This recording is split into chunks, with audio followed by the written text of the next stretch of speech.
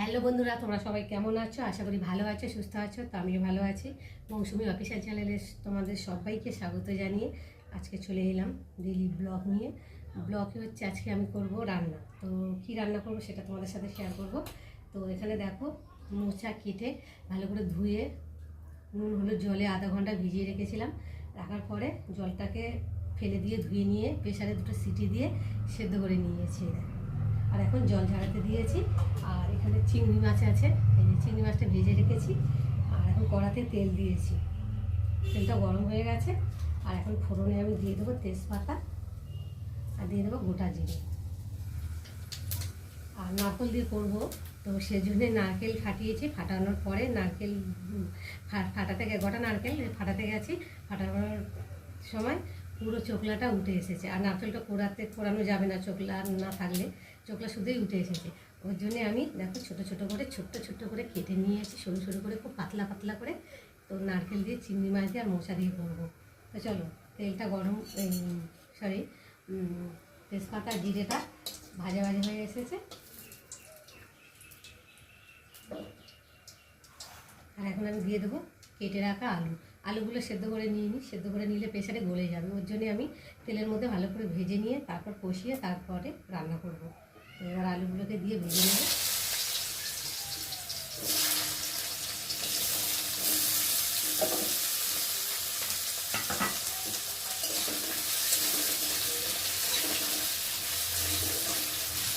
যা গরম করেছে, ভেঙে গেলে একেবারে অস্থির, রান্না করবো কি। দিয়ে দেবো কটা কাঁচা লঙ্কা।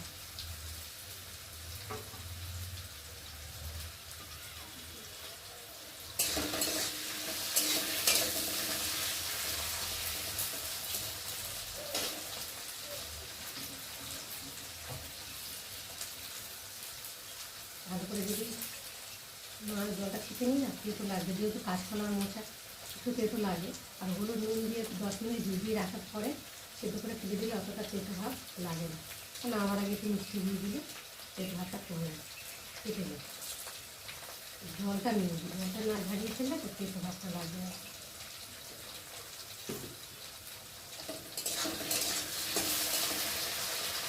এবার দিয়ে দেবো নারকেলগুলো কুচানো।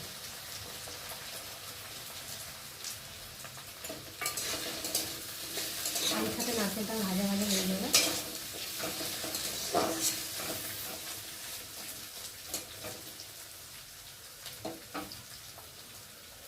এবার দিয়ে দেবো পরিমাণ মতো নুন, এটা করে দেবো। বেশি হলে খাওয়া যাবে না, কম হলে খাওয়া যাবে নুন দিয়ে। আর এখন দিয়ে দেবো হলুদ, তারপরে আদা বাটা, জিরে বাটা,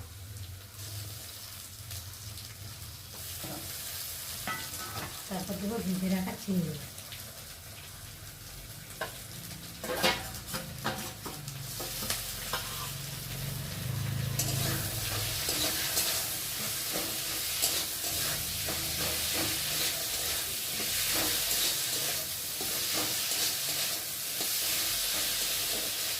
মশলাটা একটু ভালো করে কষিয়ে নেবে, যতক্ষণ না মশলার পাতা গন্ধ যাবে ততক্ষণ মশলা ছিল। আর আমি একটু সময় ধরে কষাই, যাতে তরকারি টেস্ট লাগে, খেতে ভালো লাগবে। তো দেখো বন্ধুরা, মশলাটা ভালোভাবে কষিয়ে নিয়েছে। আর মশলা থেকে তেলে ছেড়ে দিয়েছে, দেখো সুন্দর একটা গন্ধ বেরিয়ে গেছে। আর এখন আমি একটু নেড়ে চেড়ে সেদ্ধ করে রাখা মোচাটাকে মশলার সাথে দিয়ে একটু ভালো করে কষিয়ে নেব, ভালো করে নেড়ে দেবো।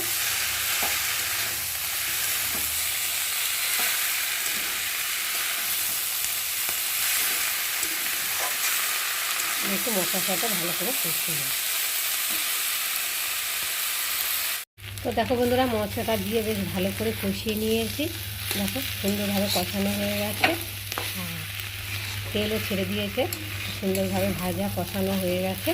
আর এখন আমি পরিমাণ মতো জল দিয়ে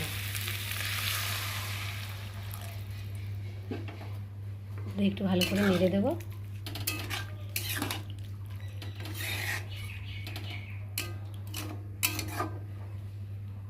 দিয়ে এখন ঢাকা দিয়ে সেদ্ধ করে নেব। তো দেখো বন্ধুরা, আমার মোচা চিংড়ি তৈরি হয়ে গেছে।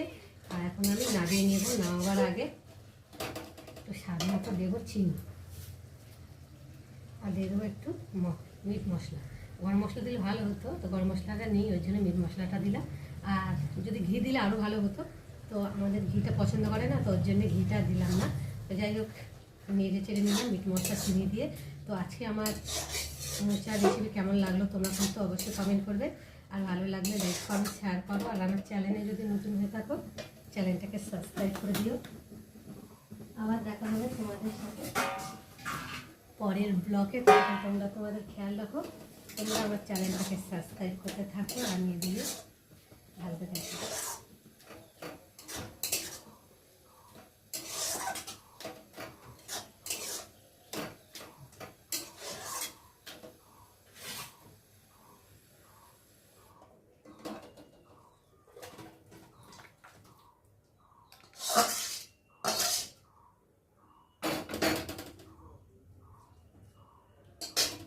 তো দেখো ঢেলে নিয়েছি, আর কেমন হয়েছে মোচার কালারটা অবশ্যই কিন্তু কমেন্টে জানিও।